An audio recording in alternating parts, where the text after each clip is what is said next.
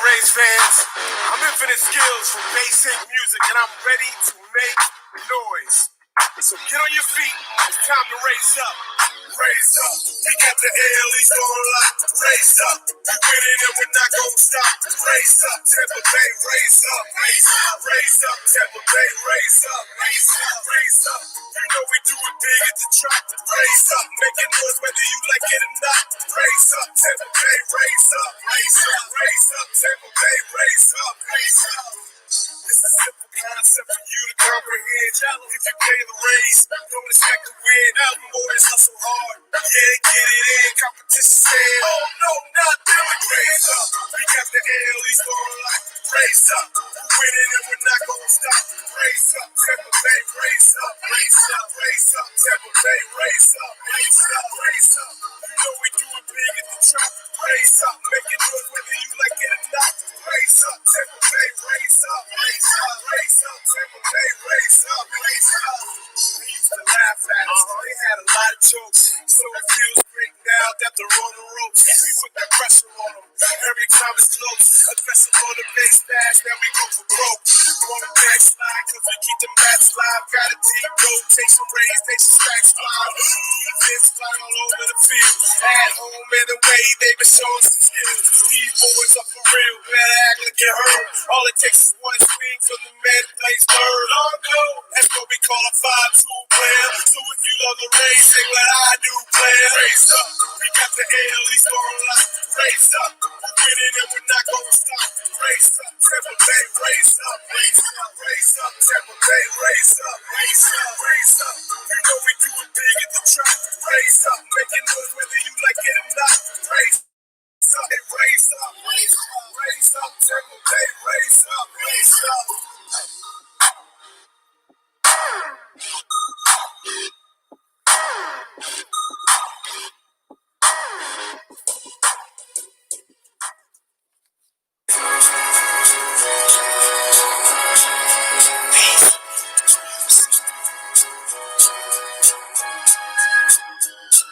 Target says be patient. I don't like waiting. If I don't blow soon, I think gon' be debating. Don't do what he say, push the cheat code. I hate to see her leave, but it's on with the show. What we have is real, but if the wind blows, the one thing that's infinite is my flow. You can't divorce that, never had to force that. Got the city riding with me like my tracks on horseback. Whoa, but one town, that ain't gon' cut it. To really make noise, I need about 100. The experts say that takes a lot of funning. So I told Jay, let's get to running. You throwing shots at me to the game and slap happy Mayweather with the mic. Vocals in a dad tabby. Target is the faces of everyone who laughs at me. This ain't hardcore for music. I put that on my family. I put that on my name. I will always be true to the game. I put that on everything. Everything, everything, everything, everything, everything. I put that on my mama. I put that on my wife. I put that on my firstborn baby in my life. I put that on everything. Everything, everything, everything, everything, everything. Voted the best local. My aim's been higher. Love my city, but I'd rather have an empire. We're on the highway. What we doing? Road tripping. Like the flat boys. But the goal is different. You can be certain I am on my dollar dirt and trying to get this dream working till my residency is perfect. Yes, sir. I want it flawless when I wake. God made me in his image, so that's all I'm gonna take. I'm out here, homies, without fear on me. And promoting me the first thing you can doubt fear on me. Bottoms up. Go ahead, for the whole game. Wanna more if you want, better won't beg. Yankee on my back, one-on-ones on my feet. Everything coming to me, except for defeat. So as I sever this beat, what's been neverthelessly, I take you out of this world, call it my clever retreat. I put that on my family, I put that on my name. I will always be true to the game. I put that on everything, everything, everything, everything, everything, everything. I put that on my mama, I put that on my wife. I put that on my firstborn baby in my life. I put that on everything, everything, everything, everything, everything, everything. We got our wings out, the team's coming up. I never worry about who's running up or have I done enough. Cause if the sun is up, I make noise. Me and my boys run them up, running through towns like a handful of twisters. For each style, I want a fan with a pistol. Plans to resist us, fail miserably. We don't make movies, we make history. And literally, it's being written right now. Got love for Virginia, but I'm glad I left town. Went from living with my mom like a peasant in the basement to being in charge as the president of pacing. Look, bruh, I'm always on my job, like these MPs at an overseas farm. That's lacking for the mother guys. I'm infinite, I work till I'm a family. I put that on my name. I will always be true to the game. I put that on everything, everything, everything, everything, everything, everything. I put that on my mama. I put that on my wife. I put that on my firstborn baby in my life. I put that on everything, everything, everything, everything, everything, everything. I put that on my family. I put that on my name. I will always be true to the game. I put that on everything, everything, everything, everything, everything, everything. I put that on my mama. I put that on my wife. I put that on my firstborn baby in my life. I put that on everything, everything, everything, everything, everything, everything.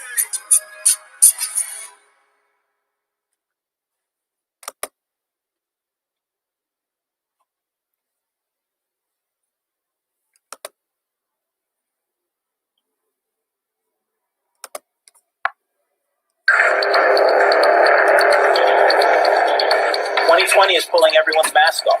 I mean, whether it's Democrats and their murder of the Me Too movement and their blind support for someone like Joe Biden.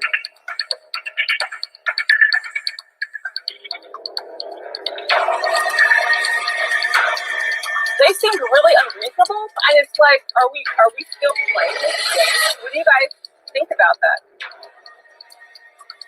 In the here and now, that is going to be my concern. We don't want to see any more loss of life just because he wants to own the business.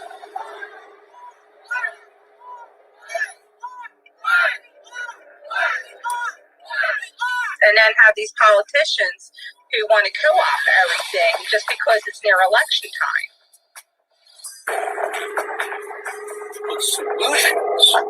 Solutions for these problems have to be positive, and they can't be based in policing. They just can't be based in more authoritarianism. They don't arrest your way out of these problems.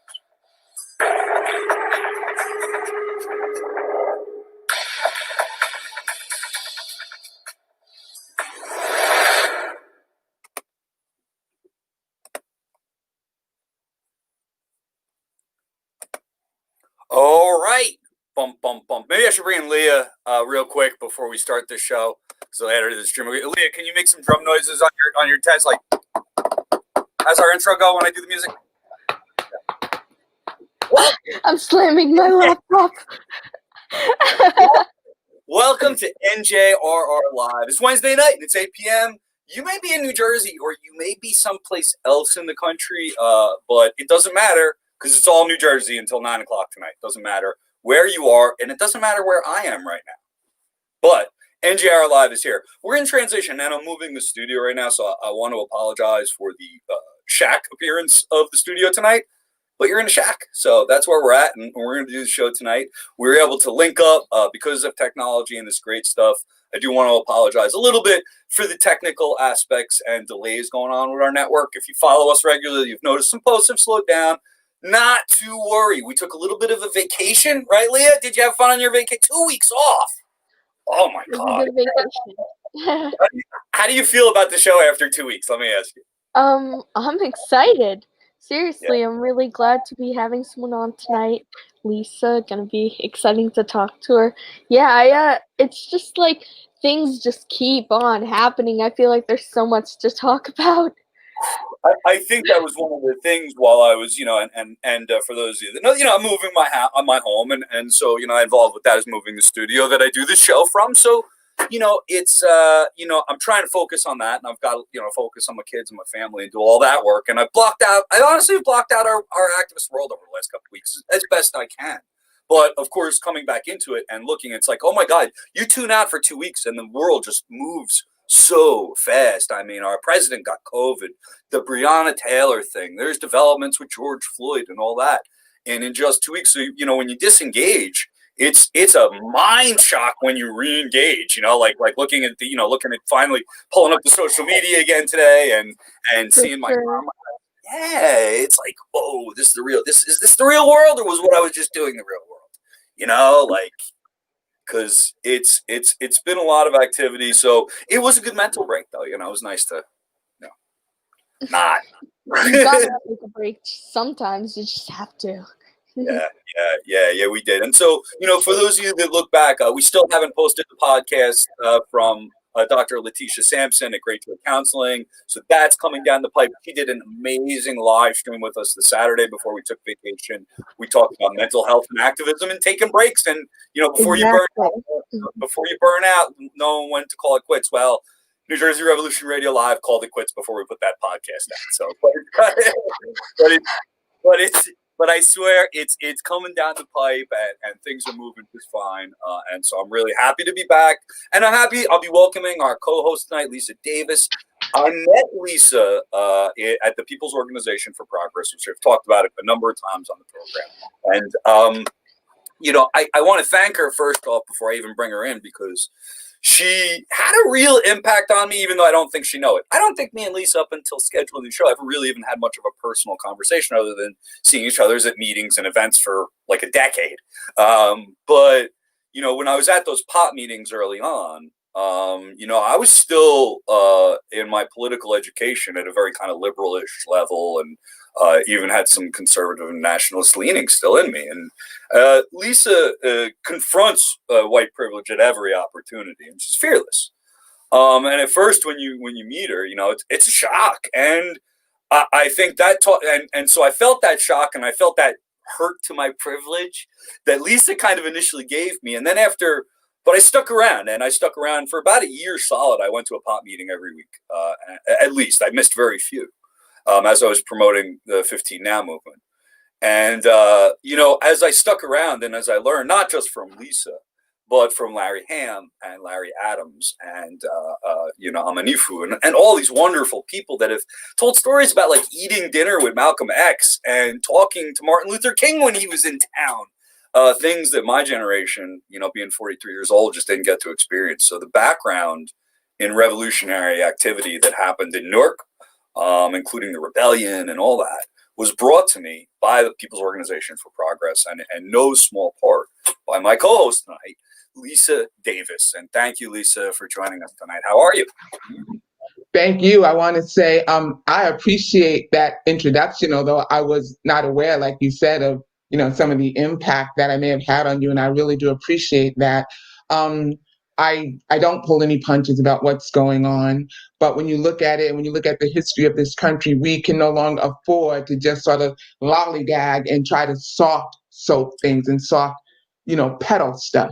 We just can't do that, and there's just no nice way to talk about the history of this country and the role that colonialism and the pathology of whiteness played on it. I don't use the words white and supremacy. I call the behavior out for what it is. White, racist, barbaric, savagery. Those are my terms, and that describes what it is.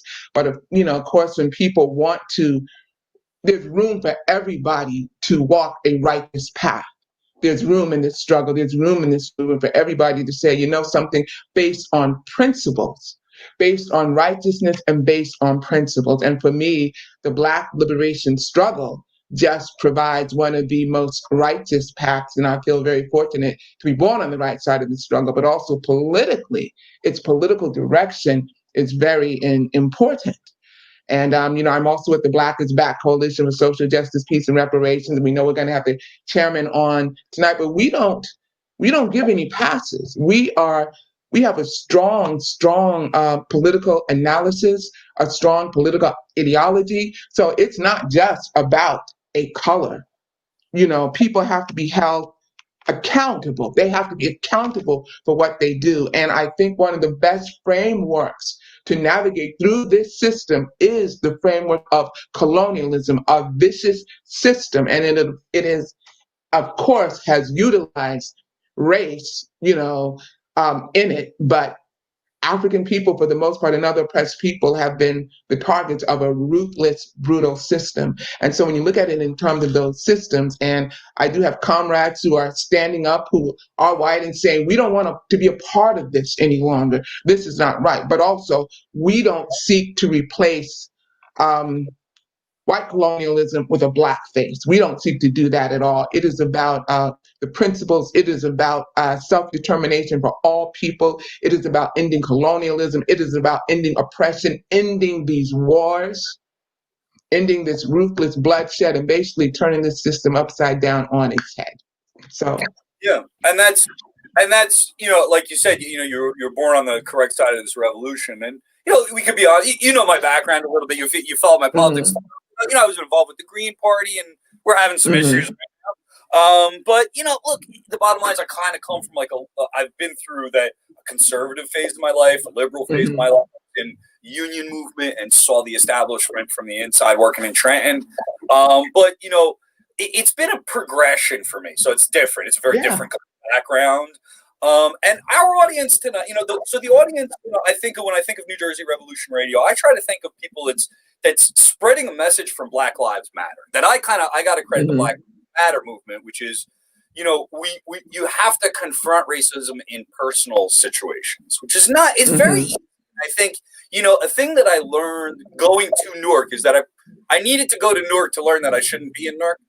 That I needed to go and hear revolutionary struggle and people that have experienced it, like yourself, Larry Adams, and Chairman tonight. But don't just keep it there, and don't try to implement, because essentially what you're doing is, kind of going in as a white guy and trying to implement what you think a Black community should do.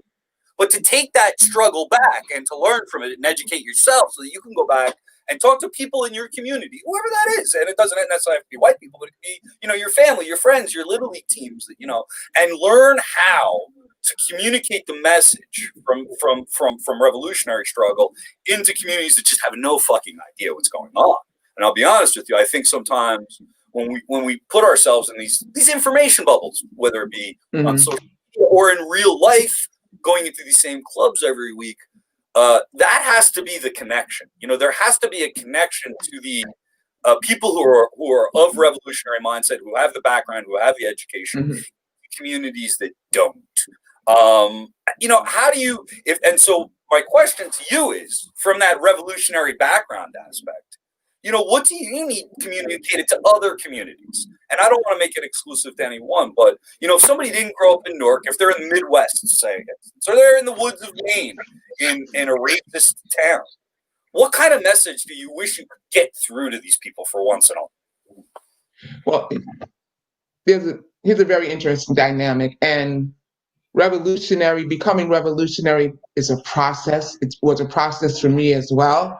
I always was very fortunate that I was always very, very proud. I just felt that it was such a gift to be born Black and to be born on the right side of struggle. I always felt that, but I still didn't have the political inclination. I didn't have the proper GPS or the proper operating system, if I can use an analogy. You have these ideas, but I still didn't have the kind of political framework that I needed to help me navigate through this. And here's what happens with a lot of Black people, because, you're living your life and then suddenly, wham, this system knocks you in the head with a brick. And you are forced to deal with something that maybe you were not necessarily thinking, not something that you were necessarily looking to deal with, but you have to deal with a crash course in the reality of what this country is, if you can survive it. And in the meantime, you might have some other people, white people, who might not have to face that or see that as their reality at all, and they could just go on one level, ignoring certain things. But in the meantime, Black people are getting a crash course in this, and we're like, look, this is going on, and it might hurt your feelings, but this shit has got to change. I can say that, right? Oh yeah! Oh, fuck yes! Yeah. Very little bit of courage, right? Yeah, great. Thank you. Right. So, but I would say, and it's interesting that we're having this conversation because there is a group of people called the Uhuru Solidarity Movement, and have you heard of them? I believe, and I think is our guest tonight. I think he found that, right? Right, he's one of the founders, and he could certainly tell you more about that. But they are white people who are saying, look, we are fed up with this. They don't pull any punches about it at all. And they basically go out into their communities, and they are hard hitting. I mean, it has to happen. The time is now. It has to happen. We right now are at we're going to be at 24 years of overt war. It's going to be another 4 more years. We are guaranteed with this upcoming election. I wish I could find another way to call it what it is. I think it's such a travesty. But with this upcoming election, we are guaranteed 24 years of war, because there's going to be another 4 years. Both parties equally pro-war, and people the world over, people in those countries that are being bombed by American, bombs and with the American military, they would like us to really get this issue now, that this has to stop. And it's too many of us, just like lollygagging, we don't even act like there is a war. And so, we it's crazy. You brought up elections, and some of what I think we were going to discuss tonight is you got an event coming up, November 7th, right? For Black is Back. Mm-hmm. We don't give a fuck who wins this election. We're going to go exactly and say what's up. So I think, and I was talking to a family member the other day who's going to vote for Joe Biden, but has look, is it kind of a liberal politics? And I love them very much, and we were talking, and all I wanted to get through, it was Joe Biden was evil too, okay? And then I have no malice in my heart for Biden voters. I actually don't even have malice in my heart for Trump voters, because I think we brainwashed a lot of our population, and I think we need a lot of correction. So, and to have hate in your heart for people that vote for somebody different, I don't think is productive. So I don't have malice or hate, but I'm trying to at least convince somebody whom I love that Joe Biden is evil. But all they could ever come back at with is, well, Trump is evil. And they will never admit, they'll never say the words, and they'll never say, because I credit this to like a black and white system. And despite my problems with the Green Party, despite them having, done some stupid things, I'm still rooting for some kind of third party movement, if nothing else, to break the mindset of black and white, good and evil. If nothing else, to show us that there's many, many complicated discussions to have on policy and race and economics and all that.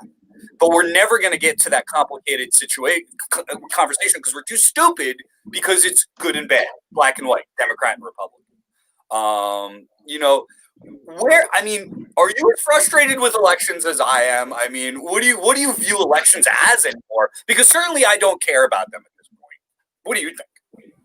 Well, I personally think that it would be very fitting if, instead of having elections on the the second Tuesday or the first Tuesday in November or whatever, they should just move it to October 31st, Halloween. It fits the setting. It's a horror fright night. Horrible, horrible, horrible. I think elections, especially the national elections, I think that they are atrocious. I think that I cannot say who's going to win this upcoming election for the president, but I know who's going to lose, and it's going to be the people under this system. And when I look at the rest of the world on a global scale, because as horrible as these elections are for us, imagine what the people who are being bombed, how they feel. Imagine that, because we just know that the United States right now, it's like the bully of the world. Has this military might, and it uses it. That's the thing. It uses it. And imagine how that feels for other countries, because I know a lot is riding on it for them too. And I don't think that people in this country really get that. We have to have a better way. I mean, I basically call for revolution. This system is horrible. But only thing that people have been conditioned to vote for is evil. I'm not going to get into how long I've been voting, but it's been a long time. And all I have ever heard is voting for evil, voting for the lesser of two evils, which is still evil. And look where that has gotten us. I know a lot of people who are going to vote, for Biden. Probably most of the people I know will probably vote for him. And I have disagreements with that, but I've decided I can't allow that to split or to fracture the people that I'm aligned with, or the people if that happened, I would just be by myself in a room, because that's how most people are going to vote. But I know my assumption is if they're going to vote, it will be for Biden. But it's got to be about what happens beyond that. You're going to pull that lever, whatever you're going to do. And I certainly know how I'm going to vote. And I don't want anybody coming after me about that, because I don't subscribe to, well, if you don't vote for Biden, it's a vote for Trump. BS. A vote for Trump is a vote for Trump. A vote for Biden is a vote for Biden. And if I choose to vote, I don't know. I know who I'm not voting for. I haven't decided who I will vote for, but I know who I'm not voting for. And it's not going to be for Biden or Trump. And I'm going to vote my principles, because I think voting your principles is better than voting for evil. And I don't want to hear no nonsense about, well, if you don't vote for Biden, you're voting for Trump. BS. So people should not. We shouldn't even allow that. Can I campaign with you? Echo going. Your microphone is choppy. Let me see. Yeah, I was getting this echo back. I'm still here. I'm hearing it on your end. There we go. Can you hear me? Okay. Yeah, I can hear you fine. When I started talking, I got an echo, but I don't hear it now. Right. So I think we're okay.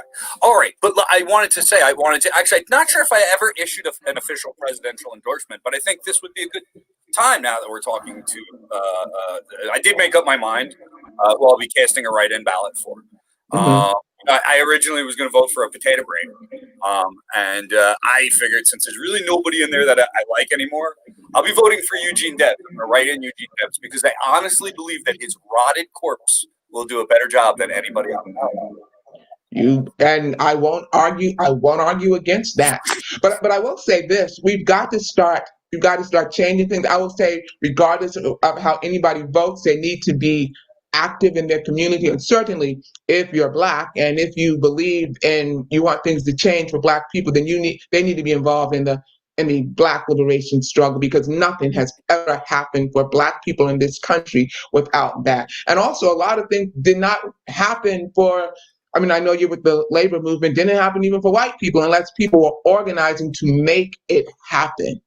So, every right that you have to, like the 8-hour, the 40-hour work week, what didn't happen because people are just like, oh my gosh, let's give people a 40-hour work week and let's not work them to death. That's not how that came about. So, we have to be out organizing and fighting. It always comes down through movements. It always really does come down through movements. And I think what we've seen, honestly, in my lifetime, I'm 43, and seeing like the Reagan era, people through, we saw no real social movement. We saw the union movement get completely destroyed, starting in the very early of the Reagan administration when he busted the air traffic controllers union. And from it was quick downhill to there. You're looking at a union movement that's under 6% by some polls, in the private sector. They've been utterly destroyed. At this point, the union movement, in my opinion, is dead. I mean, I don't even know that there is a union movement, as there is a small arm of the Democratic Party that controls labor's votes. I would agree with you there. Yeah, and I think that it's very unfortunate. And that's something, unfortunately, is one of those things that I thought was conspiracy theory. I was in it. I was a shop steward. I did the work on the ground. I fought the bosses. I was in the meetings telling them that they were treating the workers wrong when they were treating them wrong. And I was doing the work. And I always thought that that's what the union movement was about. And then I went to another union and I got a little closer to the top of the union, and I realized it's not what it's about. And it's not where they put their money. And honestly, in this society, you put your money where your mouth is. And if you're putting all your money into electoral politics, stop telling me about how you care about workers. Stop telling me when I have no money to hire lawyers to defend people that are quitting their jobs because they're not getting proper representation and the stress is freaking them out. All right. But we got all kinds of money for Craig Coughlin and Sweeney and Phil Murphy and Joe Biden. And wow, the money just all of a sudden shows the fuck up around elections. It's ridiculous. They spend no time representing anymore. And I don't know that we have a real union movement until we get an independent union movement. Well, that is why I'm such a believer in on the ground organizing, grassroots, movements led by the working class, and definitely the I'd say the word African, and I use the word Black and African interchangeably. I refuse to hyphenate myself, and I do not accept or identify with the American identity because of its racist brutality and its history. But it is so important for people to be on the ground and organizing. And I just want to say this. I know this might seem like a little bit of a rough segue, but it's really not, because it shows in terms of where the people must. I mean, we got to fast forward our way of thinking, and that's it.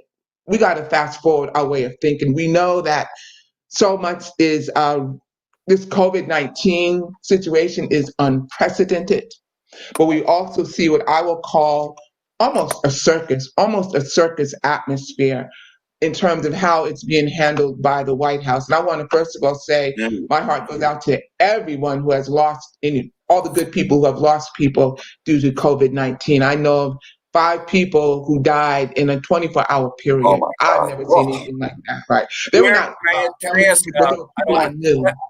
can I just ask you, was that Sure. all in one like area? Was it in Newark or New York or something like that they were in? I want to say it was New Jersey, definitely. It was during the height of the pandemic when it Yeah, first hit.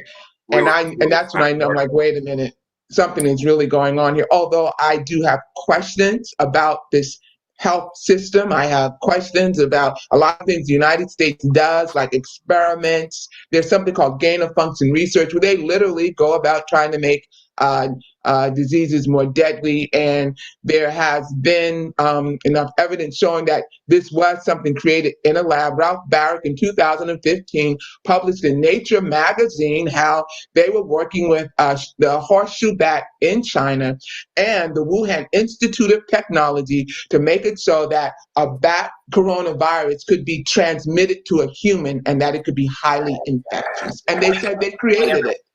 This was I published in don't. Nature magazine. Yeah, I published it. You know, we got to get on this, and I think that we should talk about it is with Christian Perez, because I think this delves into a little bit of some of the conspiracy theories that are on there. I'm not really sure, but I don't know. What was the source on that again? Well, I'm sorry, what did you say? The source you said that was published in? Oh, Nature magazine. I could show this to you, Ralph Baric. See, what we have to understand that the United States has a history of engaging in biological warfare, but there's also something called gain of function research. You can even Google that, gain of function research. Right, Google gain of function research, Ralph Baric, Baric, and Nature magazine. And he is with the University of North Carolina. Yeah, and you'll see that, yeah, All right, I'll check that's it out. what they were doing. We here at New Jersey Revolution Radio, I'm wary of I'm wary of everything around COVID. It's not exclusive to this report or to this what you talked about. But what I have found is I worry about like what the president is doing, right? Where this president, we all acknowledge, like you said, that this is a deadly disease. It's way, and especially, and we look here now. Our former governor, Chris Christie, there are reports today that he's in very serious condition. And look, this is a guy I don't like. I mean, I don't have much feelings for Chris Christie, but even Donald Trump, I don't want to see people die. I mean, I'm just not. I can't put myself in that place, you know. But it's a result of people purporting bad signs. People saying, don't wear masks, go around, it's cool. They go to Bedminster, they play golf. Their white supremacy makes them think they're immune to a disease. Let's face it, all right? They think because they're white and they're rich and they're powerful, they can't get sick. COVID has a way of teaching you that lesson.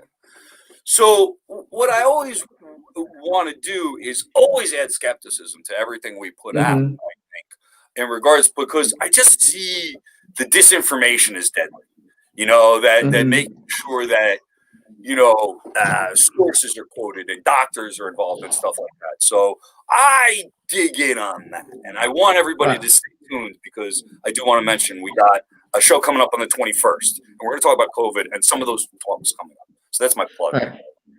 And what you're just saying is very important. I think information is very important. I like to hear all kinds of things. People say, well, I know this or I know that. I like to be able to read it, to delve into it, and I like to report everything with factually and backing things up. But we do know this much, that there is a disease out there. People are dying. I know of people who've had COVID-19 and they've come through it too. We know more about COVID-19 than we did before, but I think what we also have is utter arrogance. I think it's so reckless for public figures to just snub their nose to what is going on. Like when Trump made that comment during the debate, and gosh, this is certainly not a pro-Biden comment that I'm about to say, but when he took a dig at Biden for wearing a mask, and basically what he was doing was thumbing his nose up to so many people who are concerned, they are scared, and and he just basically thumbed his nose up at that as if to say, so what?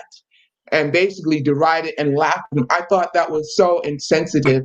I mean, I will wear a mask because I hope we all did we see the produced video of him arriving in the White House in the helicopter gosh, and the thing? I mean, like it's not even just ignorance, Lisa. It's a projection. It's an image. It's you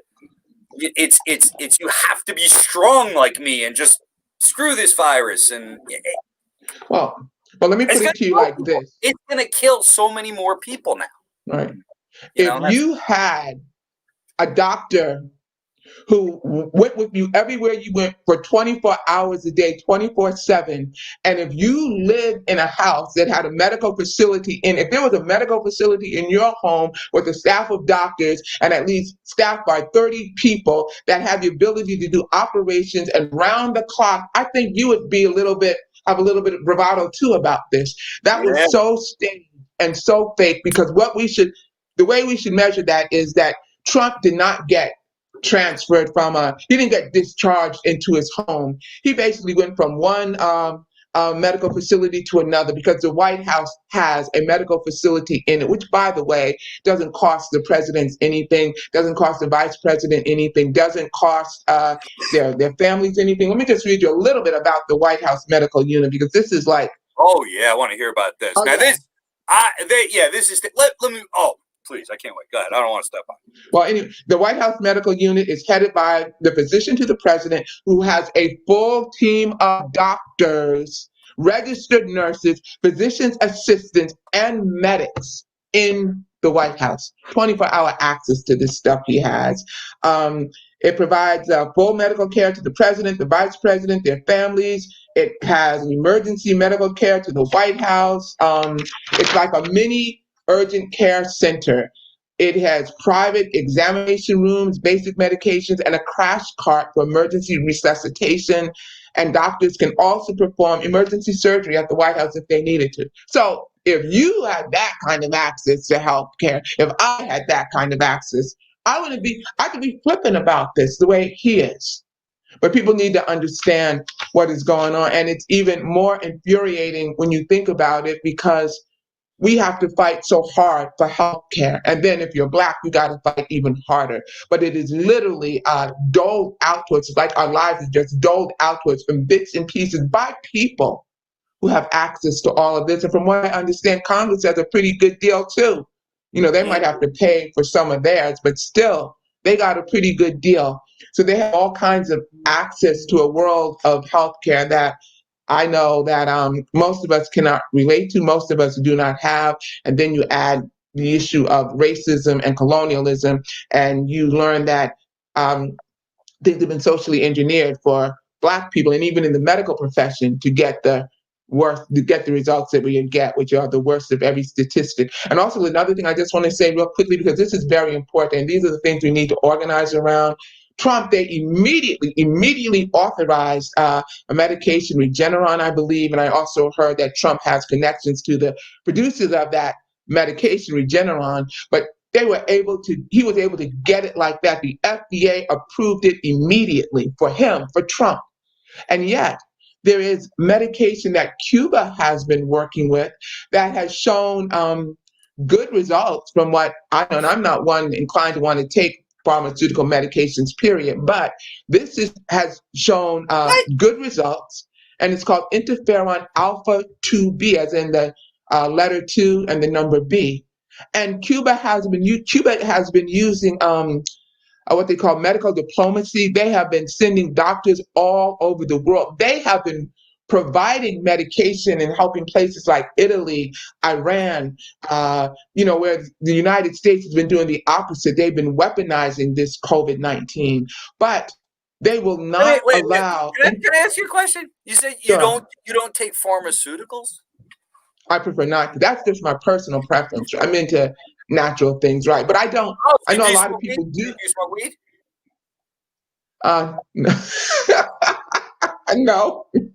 Oh, come on. So All right. Well, I see the Chairman Omali Yeshitela, right? Did I pronounce that Right. correctly? Yes. Chairman Omali is in the waiting room, and I don't want to keep him waiting too long because I can't wait to talk Right. to the chairman. He's a very exciting. He's one of the one of the bigger figures I think maybe we've had here on New Jersey Revolution Radio Live. So I don't want to keep him waiting too long. But you got to come back. We got to come back for another show on pharmaceuticals. Right. But may I just finish this one thought? But we've been trying to get the FDA to approve interferon alpha 2b, which they already have the authority to do that if they want to, so that people can have access to that. But they have refused to do that. But yet for Trump, they approved this immediately. And yet interferon alpha 2b has a very good track record behind it. But because it's Cuba, they will. And we even wrote a letter to them asking them to approve POP and the Black is Back Coalition, along with other organizations. We wrote letters, been putting pressure on the FDA to approve it, and they won't do it. But for Trump, interferon, I think that is, he gets it immediately. All right. That's the Thank you. Thank you very much. We might have to book a few more shows with you as co-host because not a problem. That's a lot of loose ends. There's so many loose ends there, but we're gonna get into it more in the future because definitely. It's been fun. But we are gonna talk a little bit first about a new sponsor. A new sponsor's name is Hippie Chick. All right, let me see here. Let's see if we can just put them up there. That's not it. There we go. Okay, Hippie Chick LLC, and let's see if I can share my screen. I don't know what I'm doing here, everybody, so you have to excuse me. We're kind of got a temporary studio set up, but we're gonna give this a shot. Let me share my screen. All right, so now we should be able to double up. And if I do this, can everybody see the Hippie Chick? Can you see it, Lisa? Yep, I can see it. Okay, great. So the Hippie Chick is a little online boutique in Maine. This is a store in Maine, and I'm really happy to have them on board through some friends of ours. People know that I go back and forth between Maine a little bit nowadays, and I have met the Hippie Chick Natural Solutions products, and they are located at 35 Pleasant Ave in Sangerville, Maine. So check them out. I'm looking at their products, and they have some CBD dog treats, their tinctures, a Cushly candle, a Cushly spray, a Cushly lotion, CBD hand sanitizer. I saw some organic insect repellent and stuff like that. That's what I really need. If you go to Maine, I don't know if anybody in the show right now has ever been to Maine. Let me bring in Chairman Omali. So maybe he's been to Maine. I'm not sure. But if anybody's been to Maine, raise your hand. Anybody experienced the bugs in Maine? I think I've been to Maine. Look, if this, I'm gonna check this this organic stuff out because the bugs in Maine, they're roughly the size of my head and large. They get big, and then there's the no-see-ums. Have you ever heard of a no-see-um? Mm-mm. You know, it's kind of funny. I thought that a no-see-um was like the Latin name for something, like the actual name of the bug was no-see-um, like spelled Noseam or something like that. No, it's short for, it's actually no-see them because you can't see them. They're so small. Okay. And I was like 40 when I learned that. But they're terrible. So if this stuff stops no-see-ums and those giant big black bugs up there, I would really appreciate it. So I'm going to go check them out. Again, that's Hippie Chick Natural Solutions. Check them out at 35 Pleasant Street in Sangerville, Maine. Thank you very much. All right. And now I'm going to bring in our special guest tonight, who I've been looking a lot forward to. It's been absolutely great to study you a little bit and now to finally meet you, Chairman Omali. And I wrote it down. I'm sorry. Yes, Chairman Omali Yeshitela. Welcome to New Jersey Revolution Radio Live. How are you, Colin? I'm well, thank you so much. And let me just give a little bit of background about the chairman, whom I know, I would say kind of well by now. But he is the founder and the chairman of the African People's Socialist Party and the chair of the Black is Back Coalition, and I'm a member of the Black is Back Coalition. The chairman is a veteran of the Black Revolution of the 60s, the leader of the Uhuru movement, and chairman of the African Socialist International. He is also a political theoretician and the founder of the Burning Spear newspaper. Chairman Omali Yeshitela is also the author of many books, including An Uneasy Equilibrium, The African Revolution versus Parasitic Capitalism, and his latest release, Vanguard, The Advanced Detachment of the African Revolution. Take it away, brother chairman. Do it what you do. Thank you so much. Thank you very much. Thank you for having me. Yes. Hello, Chairman. So we heard a little bit of your background from your biography, and I recognize the Uhuru movement, I think, is the most recognizable name, at least from what I've seen in my social media feed, and I guess depending on your bubble, you know, what you notice most. Let me ask you, like, you know, out of that very rich revolutionary background, do you identify right now most with that movement, or do you see yourself as just kind of part of everything? I'm the chairman of the African People's Socialist Party, and we have organized the African Socialists International, which is a revolutionary organization of African people stretched across the globe. We are in various parts of Africa. We are in the Caribbean. We are throughout the United States, Europe, etc. And we have relationships and alliances with other formations, the Mexican National Liberation Movement in particular. So that's what I am. I'm the chairman of a party, and this party has created various kinds of organizations that opens the door to a number of people from different sectors of the population to be able to join under the leadership of the African working class in the form of our party. That's some amazing work. How did you get from I guess how did you get there from having the revolutionary spirit? When did you start in revolutionary activity? Was it young? I kind of start later in life. So yeah, very young. I was a member of the Student Nonviolent Coordinating Committee, SNCC, in the 1960s. I had actually begun political activism prior to that. I was kicked out of the U.S. military because of my political activities in 1963, where I had been stationed in Berlin, Germany. I was there when the wall went up. I was in one of the first U.S. tanks to face Russian and combat situation. And this was during a time of horrible attacks being made against African people who simply wanted to register to vote, to join the Democratic Party, which has never been a revolutionary organization at all. And so it helped to forge a bigger understanding, helped to have me ask the question what the hell I was doing freezing in a tank in Berlin, Germany at Checkpoint Charlie, when I could not walk safely down the streets in the United States. And I challenged all of that. And we agreed, after I got back to Fort Benning, Georgia, we agreed mutually for a parting of the ways. And so I was put on a truck and driven at gunpoint off the base. And like I said, my political activism preceded my joining the Student Nonviolent Coordinating Committee. I was active in the U.S. military, forced to be. Wow. So I served in the military, but I didn't get as disruptive as that. I served honorably, I guess. One of the things that strikes me as being like I don't look to them, not to me. And you know, I look back on my military service quite honestly with regret about what I did, but you know, from promoting imperialism standpoint and all that kind of stuff. But although it did instill good qualities in me, it taught me discipline. I was a very young man. I learned how to clean my room and put my underwear away better. I shaved every day, and I did take away those qualities. And those things I learned as a leader, so to speak, follow me today. Do you acknowledge it? Like, I mean, do you acknowledge the military or some kind of, at least, militant experience benefits a revolutionary, and that we really need to start to think about other ways than serving a capitalist state to make it happen? I think that one thing about the military that was helpful, I certainly learned how to shoot.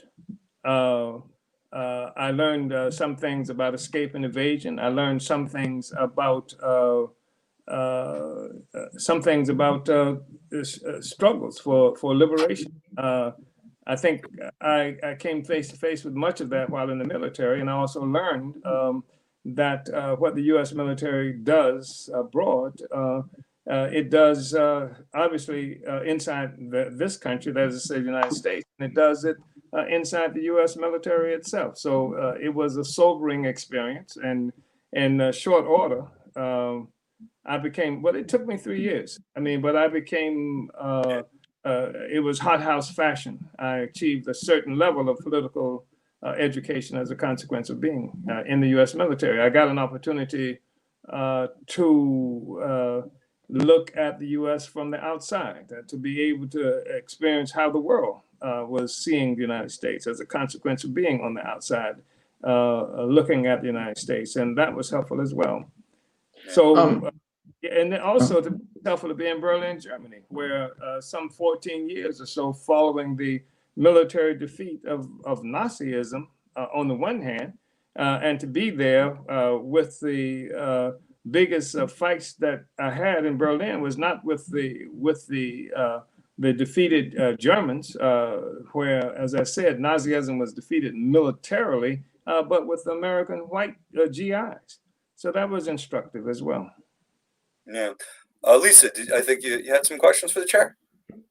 Well, what he's talking about in terms of how the rest of the world sees the United States. And I know that I was referencing a little bit with these elections that are coming up in terms of how I think a lot of the American people are just too casual to a certain extent about what's going on internationally and these wars, but how the rest of the world must feel about that because of the position that the United States is in.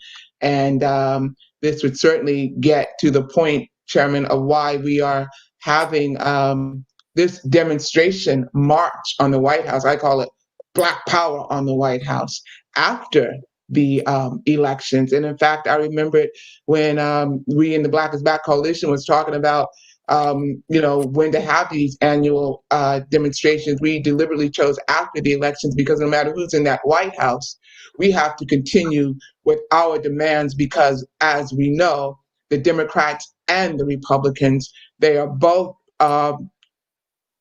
pro-U.S. imperialism, pro-war, and things don't change regardless of who's in that White House. We talk often about the war domestically and the war internationally against African people and also other oppressed people. So I was just hearing that as sort of a good segue to talk about the importance of this upcoming march that we're doing, and also to help give political analysis in terms of how we should be looking at these elections.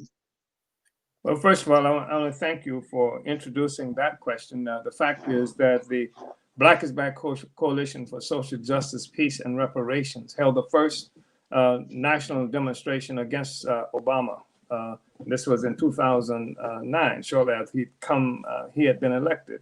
So in November we were formed in September 12th, 2009, and on November 7th, we had a national demonstration at the White House, the first national demonstration against the Obama regime, the only African mobilized demonstration against the Obama regime. And part of this is because we do recognize that elections in this country are simply nonviolent contests between different contending sectors of the ruling class for control of the state to their own profit making benefit. That's all an election is. There's nothing biblical about it.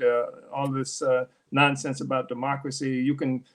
People buy elections in this country, and this presidential election is a glaring example of that reality. But the fact is that people around the world are suffering, and they're suffering because this whole social system is acting as the wounded entity that it is. It's a state of crisis that the system is experiencing in the United States in an obvious state of decline, not respected by most of the countries around the world. In fact, more and more pundits are characterizing the United States as an entity that's being pitted as opposed to feared, as the U.S. has been in the past. And so we believe that it's critical to take our responsibility to deepen the crisis of the system, and especially when we see the spontaneous uprisings, mobilizations, protests happening around the country, unlike anything that's ever been experienced before.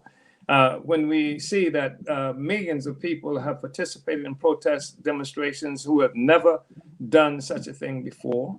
And of course, that these mobilizations have been sparked by the resistance of African people to police murder, police terror, something that that is quite common to our situation in this country, that it's necessary to try to give some kind of coherence and try to concentrate all of this spontaneous resistance, give it a political line that speaks to undermining the social system itself. So it's not a matter of a Biden or a Trump or a Democrat or Republican. It's a matter of the fact that U.S. Colonial capitalism requires domination of the world's peoples and certainly of African people for its continuing success. And so that's why we're having this demonstration. And we having the conference, and we're doing this also recognizing that we are contending even with some people who are engaged in demonstrations, that we have a responsibility, and we title this rally that's going to happen on November 8th at Malcolm X Park in Washington, D.C. to be followed immediately with march on the White House and another rally at Lafayette Park across the street. We titled this Black Power Matters. Black Power Matters, down with colonialism and Black community control of the police. So those are the slogans that we are mobilizing under, and that's going to happen starting on Saturday, November 8th, and then on Sunday, November 9th, on Saturday, November 7th. And then Sunday, November 8th, we'll be having a conference that will be done via Zoom. Wow, that's cool. Can I ask you, so the Black is Back Coalition, is this the main banner for these events over this 2-day period? Yes, it is the Black is Back Coalition for Social Justice, Peace, and Reparation. Yes. And go ahead, Lisa. The website is www.blackisbackcoalition.org. There you and I'll go. make sure that. And Lisa Davis is the vice chair of the coalition. So who's coming? Who's going to be there? I mean, do we have coalition organizations? I'm looking forward to the conference. Please, this sounds really great, and like we've been discussing, the idea that we're doing it no matter who gets elected, I think is what's really drawn my interest. But who's with me?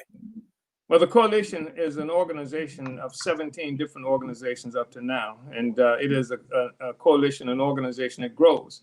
It's an organization of organizations, united with some basic principles of unity, united around a national Black political agenda for self-determination that we used much of a year to hold state conventions in 11 different states of the United States, including the District of Columbia, to put forth our own platform. And this predates, of course, this election. It was recognizing that we have to have our own platform for self-determination. That's what's propelled us forward. And this crisis that we are experiencing now simply gives greater emphasis to what it is that we have to do. So it's a coalition of 17 different organizations, and it includes people like Lisa Davis and People's Organization for Progress. They sit on the steering committee of the organization. It includes people like the Lynn Stewart organization. Of course, Lynn Stewart was this incredible lawyer who this government framed up and imprisoned precisely because she fiercely fought for her client, who happened to be a Muslim, who they associated with the first bombing of the Twin Towers. And for defending him as vigorously as she did, she was accused with some kind of assisting terrorism. And they gave her a death penalty. So when I say death, they didn't sentence her to death. They sentenced her despite the fact they knew she was suffering from terminal cancer, breast cancer, and that she could not get treatment while she was in prison, and she needed to be out. And they kept her there long enough to make sure that she was not effectively treated. We have Reverend Ralph Pinckney Banco, who is located in Michigan, in Benton Harbor, Michigan, who is one of, we have the organization of Amos Wilson Foundation that's deals with this whole reparations issue. We have an assortment of forces, like I said, Glenn Ford, for example, persons Oh yeah, on the studio. Oh man, there's a hero of mine. the Black Alliance for Peace. Black They're Lives they're and Black members of the Agenda Report, and Black Agenda Report, of course. I mean, right. media guy who And the doesn't love Glenn Ford. I mean, but especially those two great. It sounds like a great event. We've got just a couple more minutes. I wanted to get one more question in, and then we can wrap it up here, Chairman. And I really do appreciate your time. Do you see a difference in the generations? Do you see in your lifetime people becoming more or less aware, more or less revolutionary? What do you see in the difference in a lifetime of activity like this? What I've seen is the U.S. has at different times been more effective in crushing the revolutionary movement. We experienced the defeat of the Black Revolution of the 1960s. Assassinations abounded. People were killed. King was killed. Malcolm was killed. 30 members of the Black Panther Party was killed in 1968 alone. Massive arrests of people who were involved in revolutionary organization, other people who were chased out of the country and underground, et cetera. So that happened. And that's what happened in the Black. It was not a generational question. It was the murder. It was mayhem. It was oppression. It was the repression that initiated by the United States government against African people who were simply fighting for our own happiness, and return of resources has been stolen for us over several generations. And so the generations, if anything, we say that the 1960s was a dress rehearsal, and the real McCoy is what it is that we are dealing with today, that there's an uneasy equilibrium between the past and the future, the past of colonial domination, capitalist domination, et cetera, and the future of a free and liberated people and working people throughout the globe. That's what it is we're looking at. And this mobilization we're doing in November, and everybody should be there. Already indication that hundreds of people are going to be there. This is just the highest expression at this time of the resistance, coalesced resistance, concentrated resistance that people have been demonstrating since May 25th, anyway, after the murder of George Floyd. It's a grim view up to this point, but I mean, it really gives me hope that what we're seeing, through the last couple of years, I guess, is a bit of a leap forward. I mean, I don't know. We haven't really asked about exact political lines, but I think that Lenin said that sometimes decades happen in weeks, and so I do hope there's an acceleration. That is true. I hope there's an acceleration, and I hope we see that dream start to come true. And we don't have the same outcome. I really do. And I thank you for your part in it over the years and for still going strong. I November 7th and 8th in Washington, D.C., Black is Back Coalition. We gave out some links. Make sure that you post, retweet, and share out there. We've got plenty of time to organize for this. So, look, our audience here, you all know how to create lists and send out emails. You know what to do. Do it. Do it. Right. And I'm voting November 7th. I'm voting for the Black liberation struggle. That's how I'm voting. When people ask me how I'm like, that's why I'm voting November 7th. I'm voting for Black liberation. I'm voting for power. I will not vote out of desperation. So this gives me so much hope, so much to look forward to, because ultimately it's always been about movement. It's always been about struggle. And anything that Black people have ever achieved in this country, it has always happened through the Black liberation struggle. Without that, there is nothing. But we want liberation, simple. But this gives me so much hope to be organizing the way that we're doing. So come out and vote November 7th in Washington. Take your vote directly to the White House. Black power on the White House, November 7th. That's how you should vote. That's what it is. In D.C. Right. I'll bring the ballots right to them. Thank you so much, Chairman Omali Yeshitela. Lisa Davis, my co-host. Like I said, I think we should do this again because this is way too short. We didn't have enough time. But we never really hang out. Now in this day and age, we figure out we can get together on the internet and bring some comrades in. Exactly. But this was way too short. You know what I found? I've had shows that run over. No matter how long you get, there's still more to talk about when you love this work. There's just always more to talk about. When you love this work. So we got to definitely do it again. We love this work, right? Indeed. Definitely. All right. And I'm going to suggest that you have Penny Hess on. I'm just All going to right. do that plug for. She's the chair of the Uhuru Solidarity Movement, correct, Chairman? Penny Hess? Yes. So I'm You know going to do another that thing. plug. You know something else I learned from the military. I was in the Navy, and that stands for something. It says never again volunteer yourself, because you got to be careful. We'll put you to work around here, and you're gonna start booking guests and stuff. You might turn into I forget. NJR Right, I Live shouldn't do with that. Lisa Davis before you know it. You know. I forget I shouldn't do that. I know about volunteering stuff. Hey, I'm just warning you. I'm just warning you.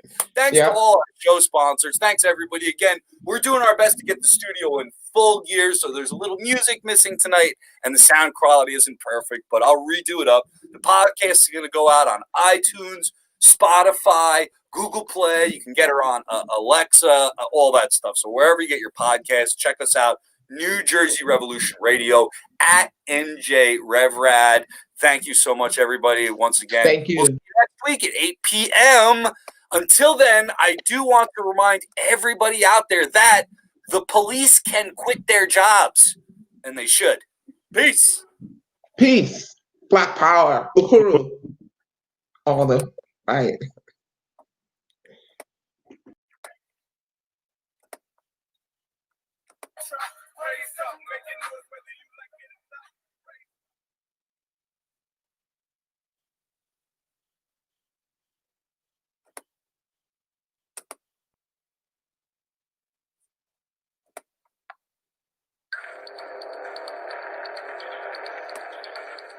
Is pulling everyone's mask off.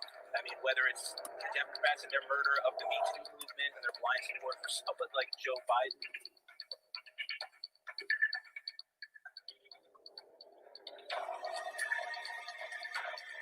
They seem really unreasonable, and it's like, are we still playing this game? What do you guys think about that? In the here and now, that is going to be my concern. We don't want to see any more loss of life just because he wants to own the business.